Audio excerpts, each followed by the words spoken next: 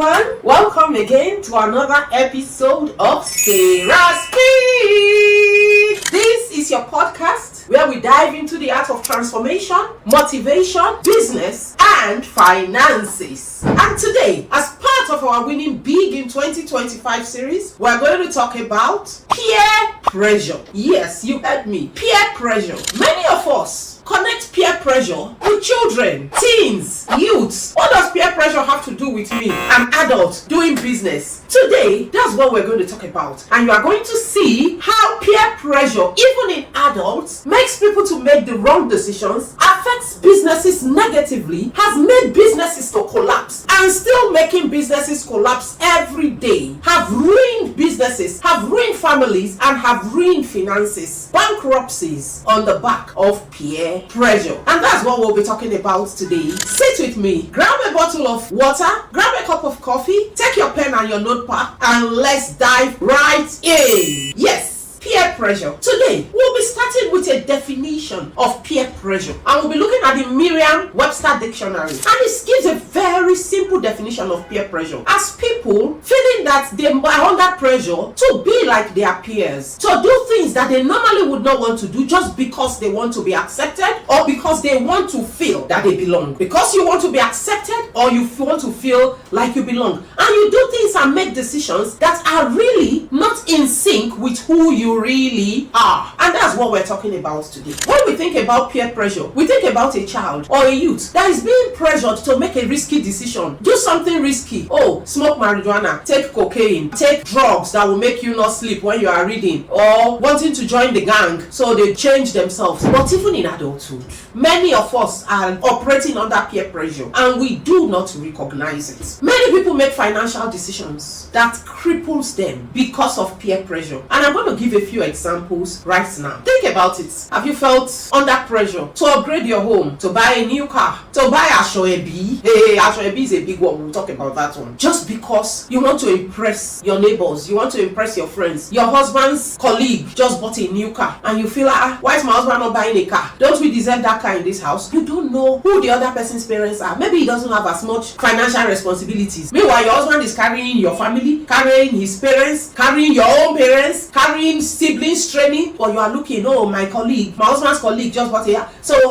when we are going for the wives meeting, all your colleagues' wives will come with Mercedes Benz. I will be the only one driving a Peugeot 504 or driving a Toyota Corolla. That, my dear, is peer pressure right there. Your neighbors buy an 80-inch TV and you suddenly believe that you people need to buy big TV in your house. Your TV suddenly becomes too small. Or have you bought a phone you really don't need because everybody else has upgraded their phone? Your phone, which is still working, which is still able to go into social media, which you can still mail comes from, you can still text messages, you can still take very good pictures, but because everybody else has upgraded, oh, you just need to get a new phone. iPhone 20, yes.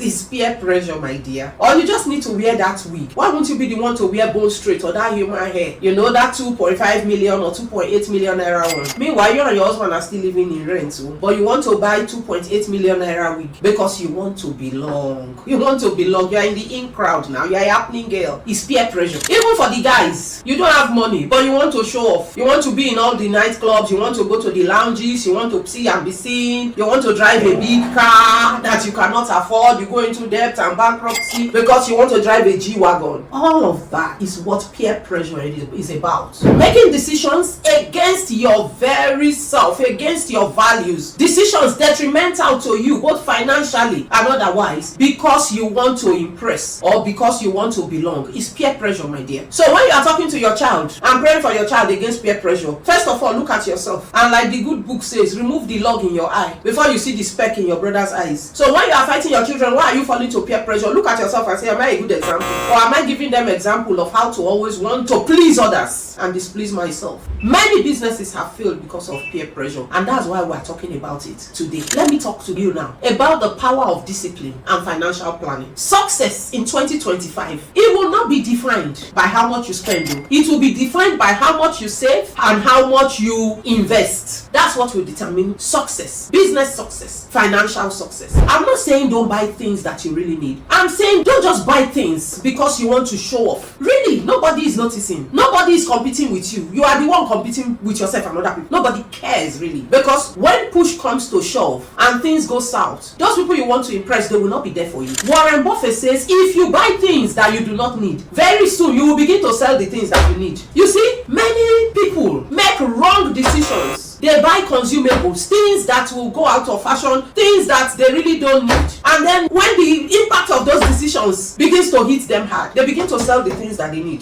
They sell their car first. They sell their TV. A point will come, you will sell your house because you are not disciplined. Because you are not making the financial decisions based on what you can afford. When we were small, I know they always used to say, cut your coat according to your size. No, cut your coat according to your clothes. So the size of your cloth will determine the kind of coat you will sew. Maybe it's spaghetti that your cloth will fit. Your size, sew it in spaghetti. The other man's coat will be long sleeve because he has enough material. No two fingers are the same. You don't know what the other person is going through. Don't use social media to judge somebody that is slaying. You see the ones, they've even caught some people that went and took picture with other people's cars, that went and took picture with other people's houses to put on social media, and then you put yourself under pressure. Oh, this person is succeeding. It's a lie. People drink garri inside their house, make up very well, come out and you say they are slaying. You will go and look for money to buy chicken that your husband cannot afford. Cut your coat according to your clothes. And how do you do that? What are the practical steps for doing that? One of it is that you must define your goals. You cannot succeed if you do not define your goals. You cannot succeed if you do not know where you are going. You must have a vision. You must know where you are going so that you can find the way to get there. If you know that I'm going to number 5 Admiralty Way, it's easy to find number 5 Admiralty Way. But if you do not know that I'm going to number 5 Admiralty Way, you know that I'm going somewhere, somewhere. Where is the somewhere? You don't even know if it's in Lagos, if it's in Benin, if it's in Abuja, if it's in Sokoto. How will you get there? It's the same thing. You must define your goals. And those goals is what will now enable you define the strategies that will help you to achieve those goals. Another thing is that you must avoid comparison. I know that when we were growing up, it was very easy then. Our parents used to say, look at your brother, look at your sister,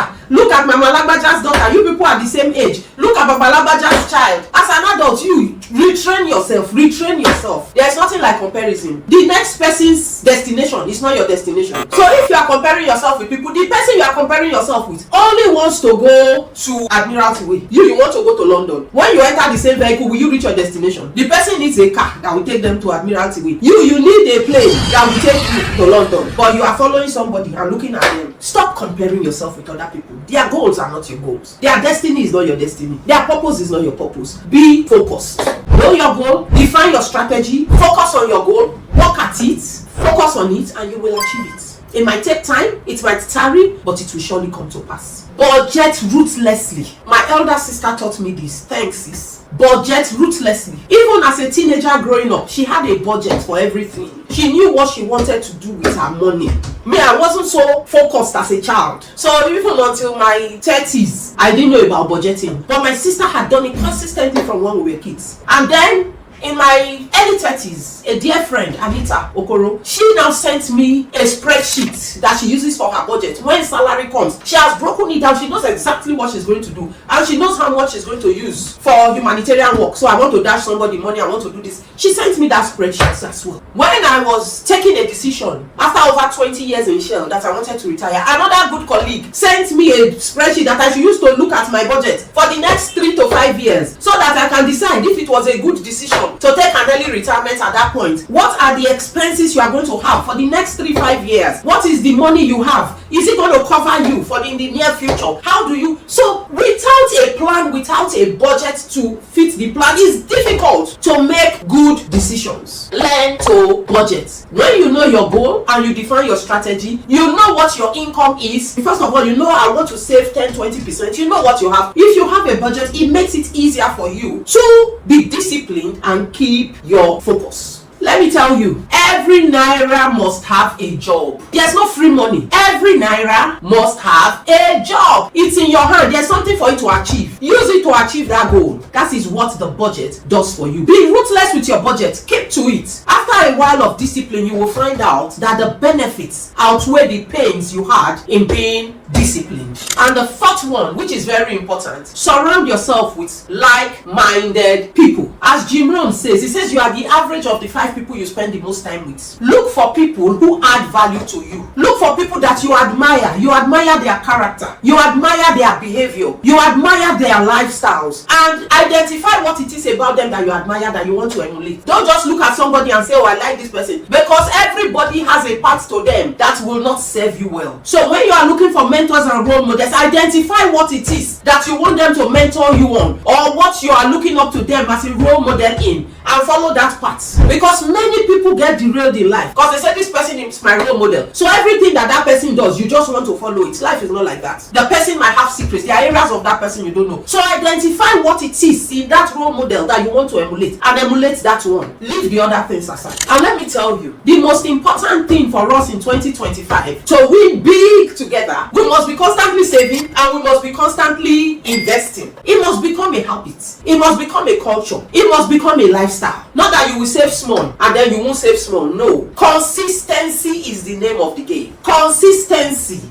Focus, discipline. That's the only thing that will take us to our destination. We must save and we must invest. When you save up to a point, you invest it. You must have what I call emergency funds. It's not that every time problem comes you want to go and borrow money. You must have emergency funds, and you must be humble enough to learn from your children. When you talk to them, you find out that when they are spending your money is easier when they start earning their money. The discipline with which they focus on that their money, you begin to wonder, is this child? Yes, it is. As soon as they start earning, they develop sense. We too, we need to have sense and know that liquidity is the game of success. If you are not liquid, you cannot succeed. When opportunity comes knocking, do you have the liquidity to harness it? That is where savings come in. When adversity comes, too many of our peers, when they lost their jobs, it was almost over for them. They didn't have savings because they were spending everything they were earning. They didn't have a side hustle. You must have multiple sources of income. Multiplicity is the name of the game. And when we talk about investments, you talk about the power of multiplicity, compound interest. That is how you create and harness wealth. That is how you build successful brands and businesses. Discipline, focus, saving, investment, goal-oriented, you are on the ride.